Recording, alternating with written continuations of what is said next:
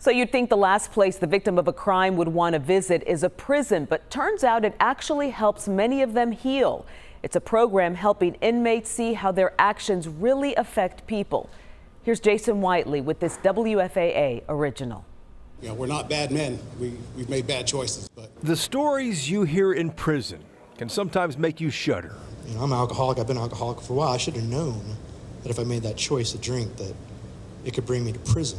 At the Estes unit in Venus, Texas, some of the most compelling accounts aren't always from inmates. Yesterday was 3 years that we buried our son. So it was a tough day. But rather crime victims, like Susan Polson. I can't go past a Walgreens without seeing my son lying there with a sheet, and all I see is his feet, and no one will let me go near him. New York and Green Oaks, somebody got shot. 3 years ago, her son TJ tried to intervene when a 22-year-old man opened fire on his wife at this Walgreens in Arlington.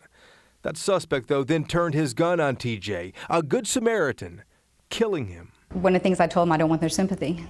That's not what I needed. I don't need their sympathy. I don't want their tears. I just wanted them to listen. She really touched me. Rashad Allen is one of the inmates in a program called Bridges to Life. I had a friend drag me, and literally he was like, "This is a good program," and I was like, "Well, not another program," but I took the initiative and got started, and once I got started, it was full steam ahead. This isn't a prison ministry or teaching a trade. Instead, 10 offenders meet with 2 volunteers, a couple of hours each week for 3 months, not to lecture, but to listen. It gives you an understanding of what they went through, and not only that, it just gives you more empathy in your life to sit and sympathize with them. I am a crime victim myself.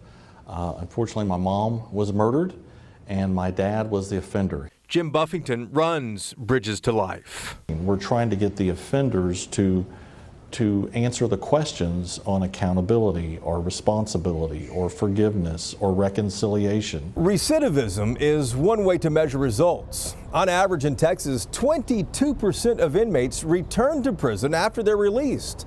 But those who go through Bridges to Life have a better chance of staying out of trouble.